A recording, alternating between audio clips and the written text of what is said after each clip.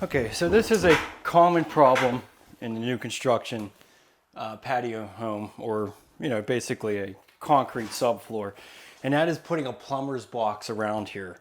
And most plumbers do this just because they don't know what kind of shower drain is going to go in here. So we're going to have to fill the rest of this in so that we can do our Schluter pan effectively. So there's always usually 2x4s or something within the wall, so we got to get rid of those first.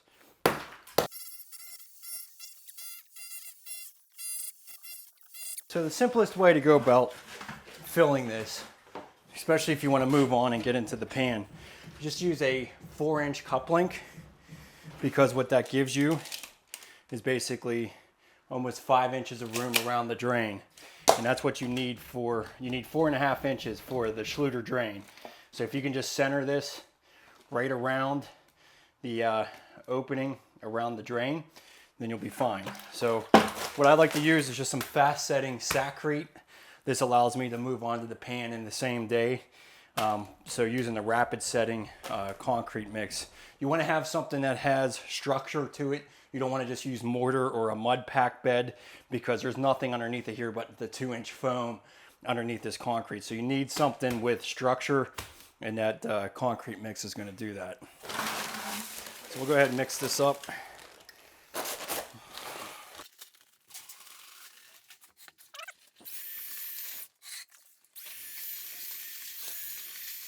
So this mud mixer is really, really awesome for mixing concrete or thicker type mortar, because it allows it just to spiral through it and mix it at a drier consistency. So I'd definitely highly advise you get one of these for mixing mortar or mixing concrete.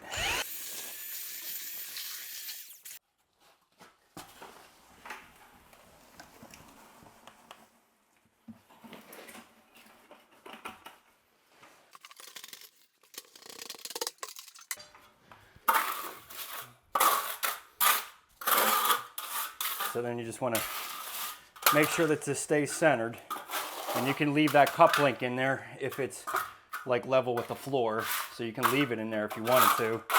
Otherwise, you can just take it out in a couple of minutes, or about 10 minutes after this mortar sets up.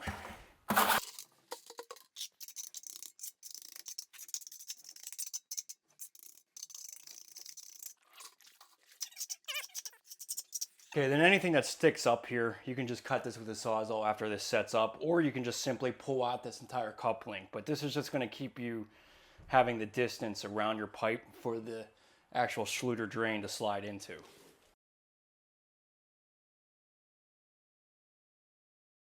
So before we get started on cutting the pan and everything, we're going to mix our thin set. And what I recommend is using Schluter's All Set Thin Set. So this is a modified thin set that Schluter makes, and I would recommend, just if you're not trying to level anything out, just use the membrane consistency to set the pan and the walls. So there's 2 different references on the back. There's one for setting tile and one for the membranes. So always measure your water. That's really important to get to the right consistency. All the problems with installing Schluter arises from the thin set not being applied properly, or that it's too dry, and then the membranes don't bond very well to each other. So use the membrane consistency, and make sure you measure your water. So it's 8.5 quarts per bag.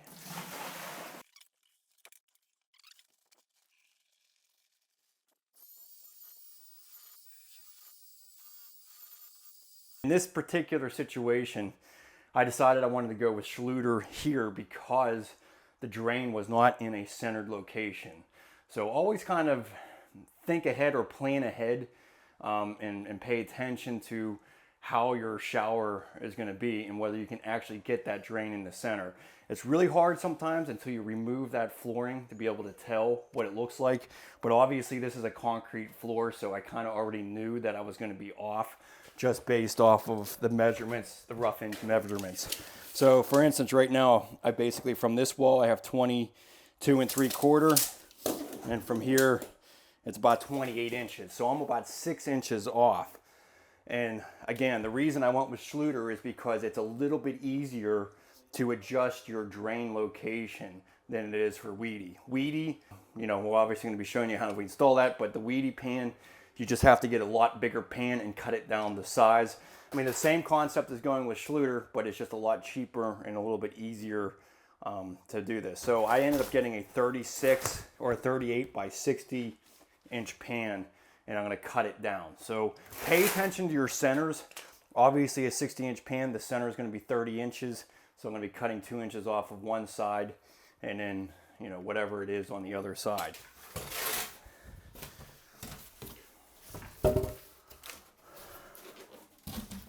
This is our center. There's some grooves on the actual pan here that we can just measure off of that.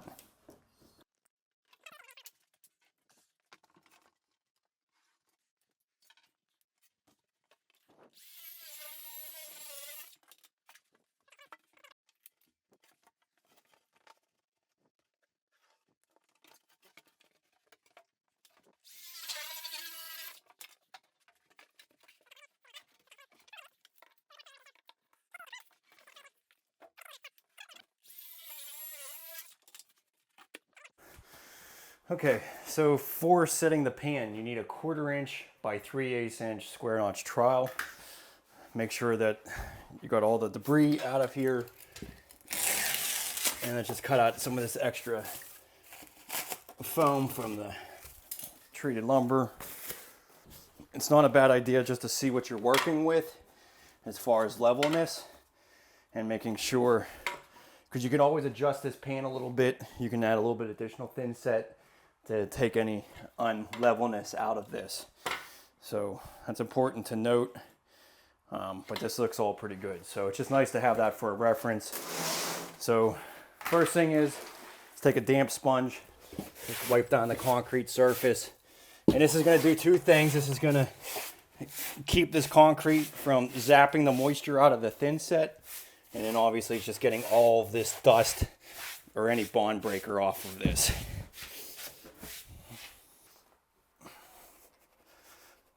Get some thin set on here. So use the back side of your trowel. This is called burning it into the substrate.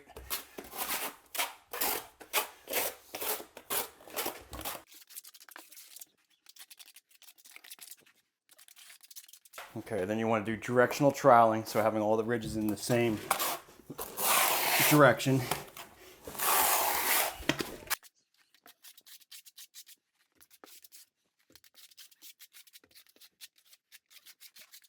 Let's go ahead and set our pan in place.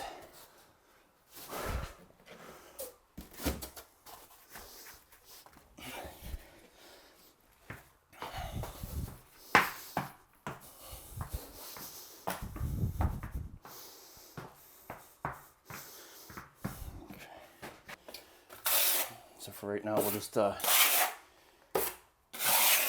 scrape this excess thin set off. So we'll measure for our curb. So we'll go 50.5.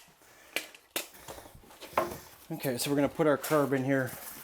So I really do recommend this for contractors who are doing multiple showers.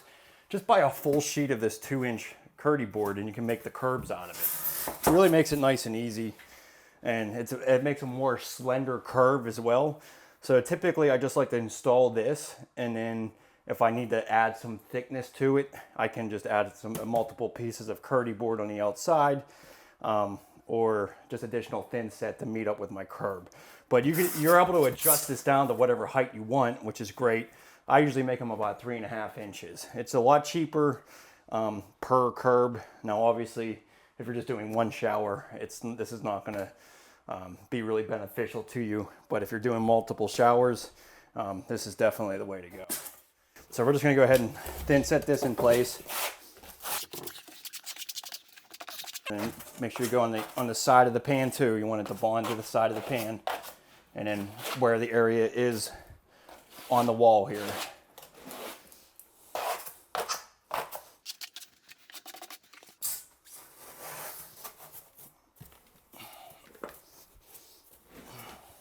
Good idea here to make sure that this stays level, and then you want to make sure it's pitching in towards the shower as well.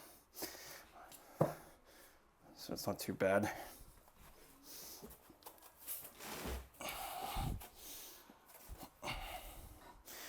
Okay, so now it's time for the drain installation. So make sure that you get a PVC flange for PVC piping. And this will come with a collar and a pipe cover. And then it'll also have the instructions with it, along with the inside and outside corners. So you want to hold on to that. And then they also come with these spacers. So these spacers are mainly designed to install the drain before you install the pan. A lot of times plumbers want to, if you have a plumber doing all your plumbing, they sometimes want to have this all installed prior to you even coming out here and doing this, mainly for inspection reasons. But in this instance, I always like to put the pan down first, so these things are not valuable anymore. Okay, so what I recommend with this is just to sit this on the drain. Make sure it goes all the way down to the bottom of your hub inside of here. Okay, and then you just want to measure down to your foam pan. We have 3 3/4. Yeah, you want to make sure all the way around the flange, because you want to make sure that you're even and level. So you could even, to be more accurate, you could even just put a level on here and make sure that you're staying level, because your cut might be a little bit off on your dry fitting. So if you just make that level, this should just be 3 1/4. All right, 3 5/8. 3 5/8. So we're going to cut this pipe down 3 5/8. So actually, I'm going to go ahead and cut this down a little bit more, because if I measure this right here, I'm only 3 inches. So I need to go down further than that. So I'm going to cut it down 1/2 inch and then remeasure. And the main reason is because I want to have an indication on this inside pipe cutter in order to evaluate where I need to cut. So I'm going to cut this down one more, like another 1/2 inch.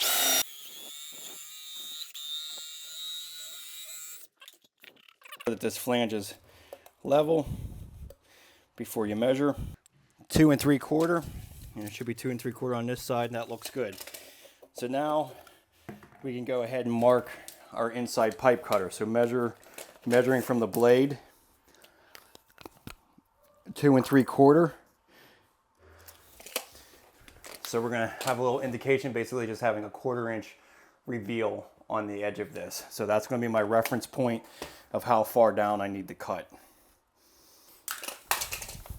Again, you really want to make sure your chuck is holding this thing into place, because these are known to drop out of the drill and then go right down in your piping. So be sure you have that chuck holding it on there. So I'm just going to reference my mark on the edge of my pipe.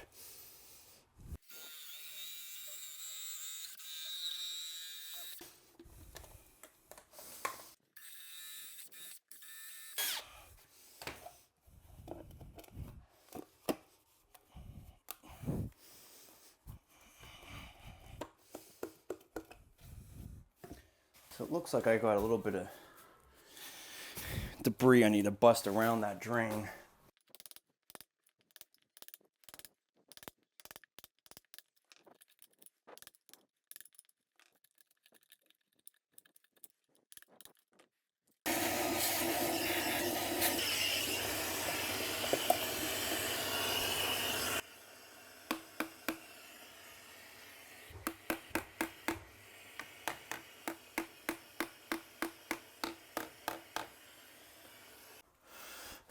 Okay, so now that we got that all situated, let's go ahead and get some Thinset on our pan. So be generous with this, because you want to make sure that that flange is nice and bonded to this foam pan.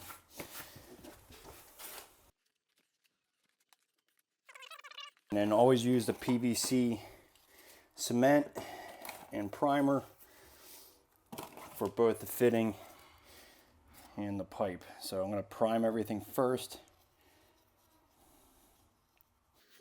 Prime your hub. And then you can just go straight into applying the PVC glue.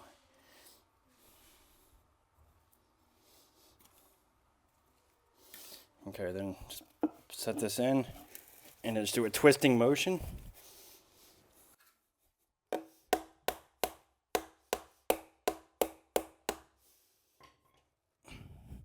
And you want to see all that thinset coming up out of that flange like that. That makes sure it has a good bond. So there we go.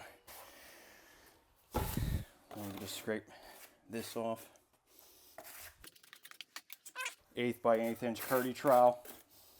And we'll go ahead and put our donut flange on here.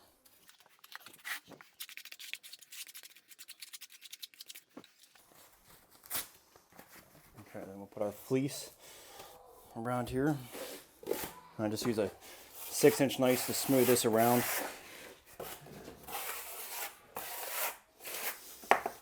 Most important part on this is making sure that that donut really adheres well to that bonding flange, because that's the waterproof aspect of this.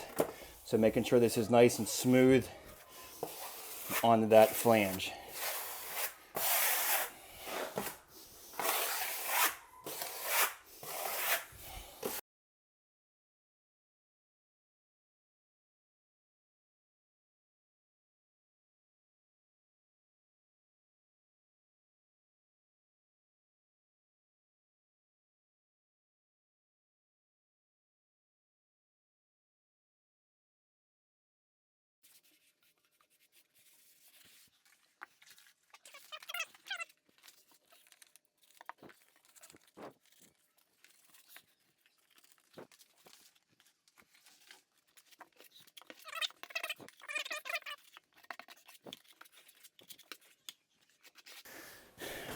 Okay, so then for this curb, we're going to do the same thing, and we're going to wrap this whole thing all the way up.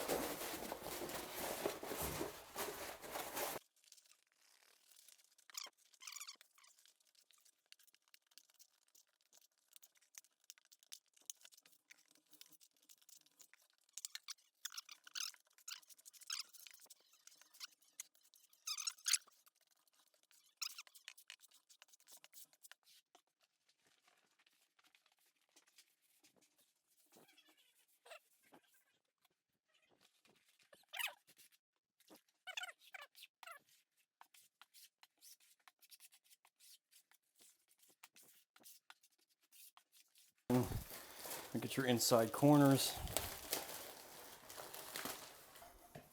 So basically just thin set these in the corners.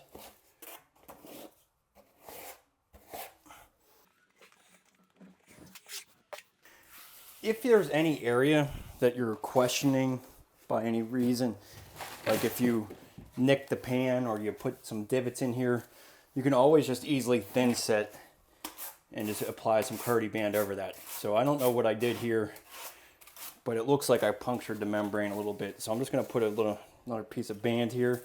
So whatever your puncture is, again, it's just the same rule, 2-inch overlap. So you can just easily repair this. So even if you were, the day before tiling, you drop something happens, just as you're tiling it, you can just add a patch like that. So just as long as it has the 2-inch overlap and you're using a 1/8 by 1/8 notch trowel. So I also have some divots here. I'm going to go over that area too.